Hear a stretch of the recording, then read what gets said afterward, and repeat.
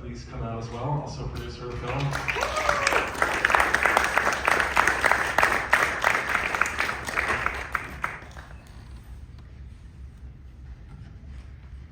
All right, we might as well get going while they're setting up these beautiful chairs. Mike. Chairs. A lot of these chairs are stressing me out. It's going to take a long time to set these chairs up. I didn't realize until that moment at the end there that you mixed at Skywalker with That Pete. was the best part, probably. Pete is an awesome guy. It's like going to summer camp. It's always good to. Is there anybody from Sky Sound here tonight? They're normally very quiet. Anyway, shout out to the local talent. So amazing! Congratulations to the whole team. What an incredible piece of work that you've all accomplished, and also for the recognition that you've gotten this year. Just major congrats. Daniel, let's start with, I think an obvious question, but I think people would like to hear. What was it like to sit down with Navalny for the first time? What was that conversation like? Well, the first time I met Alexei was something out of a spy thriller in and of itself. We were told to go, and we were invited to come and meet with him. He was in the Black Forest, as we see in the film. And so Christo Grozet, who you met in the film, one of the film's producers who's not here, Desiree, the three of us hopped in a car and we snuck across the German-Austrian border, which was closed because of the pandemic, and we went to see Navalny. And I found in Navalny this guy who was very charismatic. He had this quality, in 10 minutes you're like, okay, this guy could be the president, I see it. But at the same time, I immediately understood this man to be someone who is very charismatic and very, very good at media, very good at social media, and trying to get his message out into the world through his many channels. And I understood that he was a remarkable subject. He was funny, he was unassuming, but still this gigantic character. And the first time we met, it was Alexei and Maria Petchik, his chief investigator, who you also met in the film. And they sort of had this good cop, bad cop dynamic. And whereas Alexei was very kind and sort of outgoing, Maria was very, very serious and intense. And that was the sort of dynamic up until today, I think. But that's where it all started. And the first thing we had to do was convince Navalny why a documentary was important. Here's a man who has this vast social media, YouTube channel, Instagram, Twitter, all of these different ways to get his message out. He doesn't need a film. So I had to explain to him why a film was valuable. And our pitch was basically encouraging him to envision a future where he goes back to Russia, something he had already pledged to do. He would need some sort of vehicle to keep his name, his play, his mission in the global consciousness as he's perhaps languishing in prison. And that's exactly where he finds himself today, in Gulag, 6.5 hours outside of Moscow. And I think he understood that a film like this could be a vehicle to keep his name relevant. I had no idea how to make that film. I was sort of just promising him the world, and we got really lucky, and some extraordinary things happened in front of our cameras. It must have been, I can imagine, kind of an intimidating moment. He's such a master chess player who's obviously thinking many steps ahead. Obviously, he has more experience than you do in life. He's older than you, and he's incredibly charismatic and magnetic. It must have been quite a collection of emotions that you had sitting down with such a powerful figure. Absolutely. I think what he appreciated, first and foremost, was that we sort of got our asses in gear and we schlepped 15 hours across Europe just to take the meeting for the chance to convince him to make a film. But in that very first conversation, one of the big elephant in the room topics that came up was this question of editorial control. Maria, when we started chatting, who is normally responsible for making the YouTube videos and their YouTube documentaries, posed this potential hypothetical situation where we come to the end of the process and we're editing the film and we reach an impasse. And I want to go this way and she wants to go that way, or she wants to put something in the film that I don't want in the film, or vice versa. She says, what happens then? And I said very clearly that there is a captain of a ship and the conductor of a symphony and the director of a film. And although we will proceed in the spirit of collaboration, and it's important to us that you guys like the film and support it, when we reach that impasse, we'll go my way. And I was sort of like shitting bricks in that moment. But I think ultimately Navalny admired both the chutzpah and the integrity of that approach.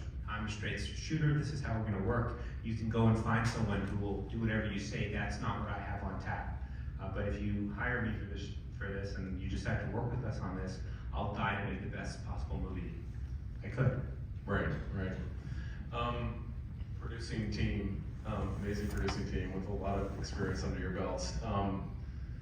At the end of this film, I think a lot of people can recognize, I just watched part of it for the second time tonight, and at the end you have that feeling when he's in the, landing in Moscow, that you have in films with difficult endings, that you kind of, even though you know the outcome, you're sort of still hoping it goes the other way.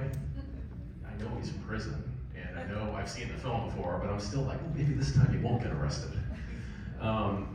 This is a really dramatic film with a really strong central character. I'm curious what your first thoughts were when you heard about this. Did you have that sense right away?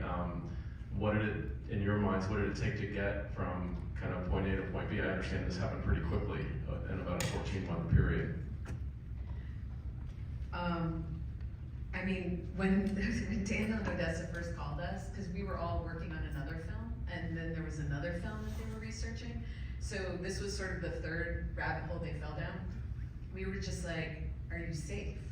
Like, what's happening? Like, it was just so unbelievable where they found themselves. And then it was really just a race to kind of try to shore up and support and just figure it all out. And we had a timeline too. It was like, Maria wanted the film done in the summer of 2021, right? Which it would have been like making a YouTube video basically, right? So we had to kind of explain the process that this was, going to be different. But at the same time, we had to kind of all pull ourselves together, as quickly as possible and build the best team that we could. And the key to that, creatively and editorially, was making sure we had this like amazing editorial team led by Langdon Page and Maya Daisy Hawk. Right. Yeah. Do you want to ask? I would just add, for me, there was sort of a twofold why us was the question I sort of asked myself. And the first why us was, why would you pick a very talented but very young director from Canada to make this film about you? Is there a sense of wanting to control the narrative in some way, and how can we interact with that to make a film that tells the true, authentic story of what Alexei Navalny was living through? And then the second why us was, why us do we now have the responsibility of telling this incredible man's story and bringing that out into the world, and how do we honor that with everything we have and give it the attention and give it the complex, meaningful story that it deserves? And so I think for all of us, there was that immense pressure that led us to want to do right by this gift of a story. Right. Makes a lot of sense. Before we go on, I'm realizing I should have said this at the beginning. Dasha Navalny is in the house tonight.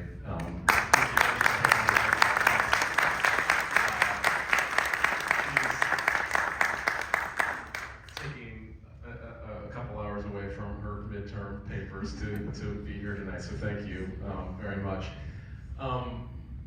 What do we hear from Alexei Navalny? I understand from the newspapers that he communicates through his legal team. Is there stuff that we don't know? How his spirits are? Is there personal kind of update about what his life is like right now?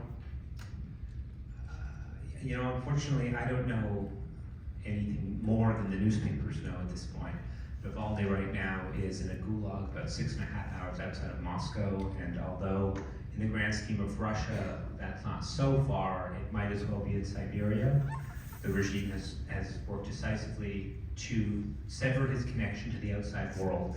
First, that came with moving him physically further away from Moscow, where it's more challenging for his lawyers to contact him. And then it came when they revoked his attorney-client privilege. He has the distinction of being the only prisoner in the Russian penal system who is not allowed to have private counsel with his lawyer. Now when he sees this lawyer, there is literally a film in front of the glass, so all Navalny can see are obscure shapes on the other side, and the conversations are monitored and listened to. And that means Navalny no longer has his sort of tether, his lifeline to the outside world, the one that he had probably 3 or 4 months ago. And that's very scary, and that's very difficult, and it's upsetting. And to add to that, he has been for the majority of the last probably 3 months now, been in solitary confinement. What that looks like in this particular gulag is a small cell that's 9 feet by 6 feet. He has a stool. He's allowed to have 1 book every 14 days. He's not allowed to write. And he can go outside, I think, for very short periods every single day. And it's very upsetting to be reminded or think about where he is, and it's very close to my thoughts. The last 8 months for my colleagues and I have been extraordinary, and we've had the honor and privilege of sharing this story all over the world. And as I think of how much my own life has expanded, I can't help but think of how much Navalny's has contracted. And I am where I am, and he is where he is. And it's very difficult. But I'll just say that I know he's a man who has an extraordinary character. His character is forged in iron and steel, and he's a guy who, you know, if anyone can get through this ordeal, I think it's him. And I just pray that he gets through this. He's released from prison, and one day he can run in hopefully what will be the first democratic election in Russian history, and the Russian people will get to decide their own future. I just have one more.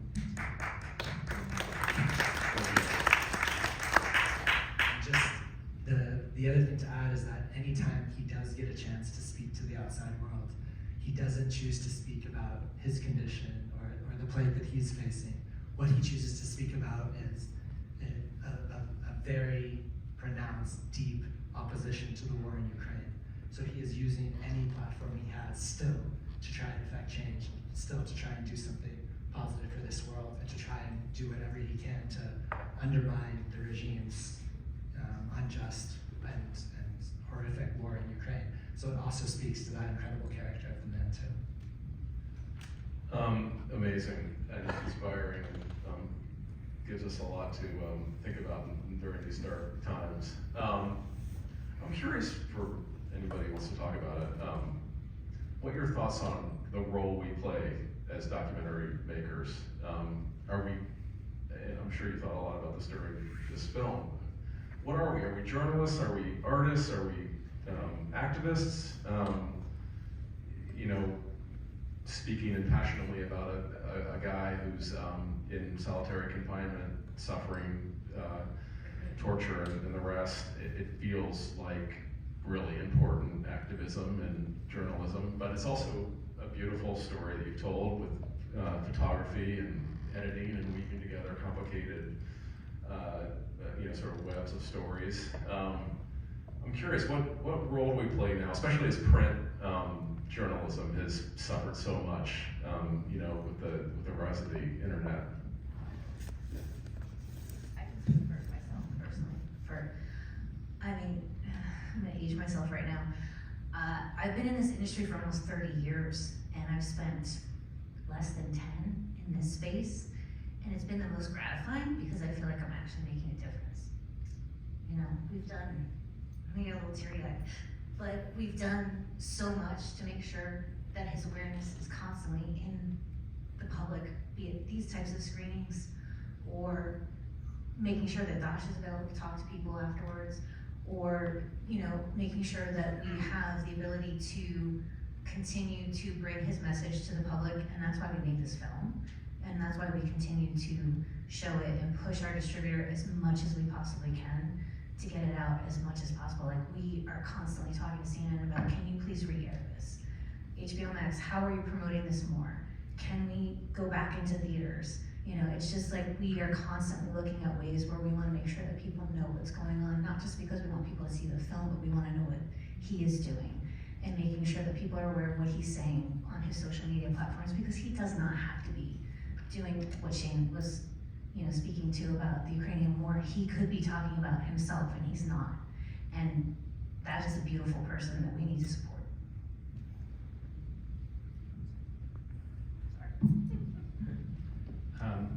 Well, the spirit of your question is, what is a documentarian or documentary filmmaker? And I don't think I'm a journalist. I don't consider myself an activist. I don't consider myself an artist. I consider myself first and foremost a filmmaker.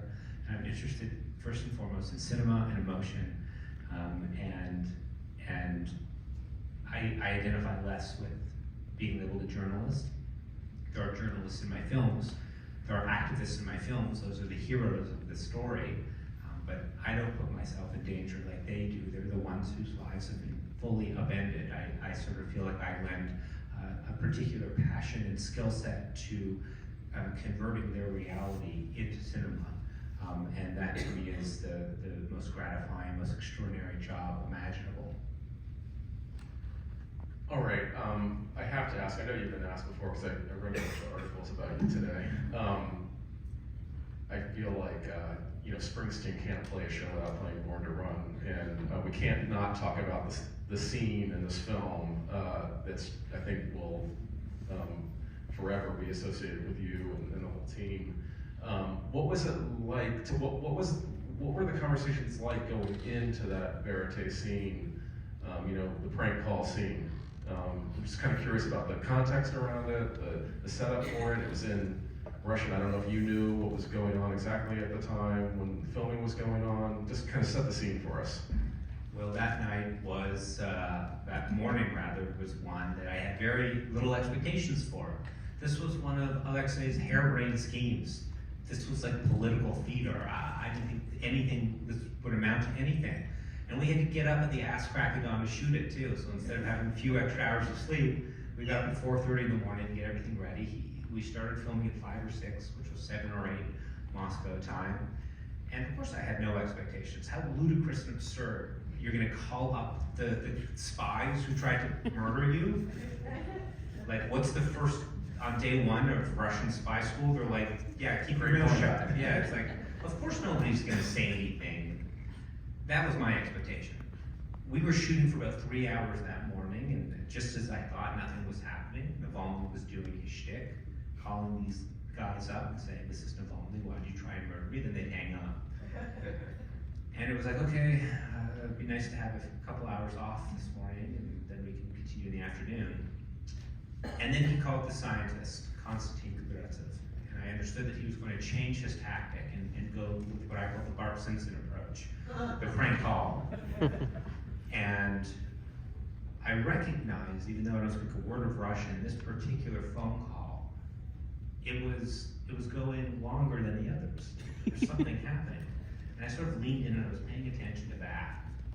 And then at the corner of my eye, I clocked Maria, who you met in the film. I watched her jaw unhinge and hit the floor. And up until that point, Maria's emotional range when it came to me was like mildly annoyed to very annoyed. That was the gambit. And so I understood immediately that something extraordinary was transpiring. Even Christo, his face was shock was written all over it, as you see in the film. And I think what it feels like to watch that scene was very much what it felt like to be there and to film it. I understood immediately that something extraordinary was happening. And the first thing I thought was to check the battery, Right. to check the hard drives, Yeah. and to just keep shooting. And I knew as soon as it was done that this is the most important thing I'll ever film in my life. Yeah, it's a miracle, right? That can happen, and that the technology, and that you happen to have the wherewithal to kind of keep it in focus and have the microphone in the right place. I'll bet when you watch it, still seems like almost an impossibility. And yeah, I mean, it's absurd. It's categorically absurd. But what can you say? I think making any film, I know there are some filmmakers in the room, making any film is a miracle. No film wants to get made. Finishing a film is a miracle. This film's like 10 miracles. Right. And that phone call's like 3 of them. For the producer, sorry.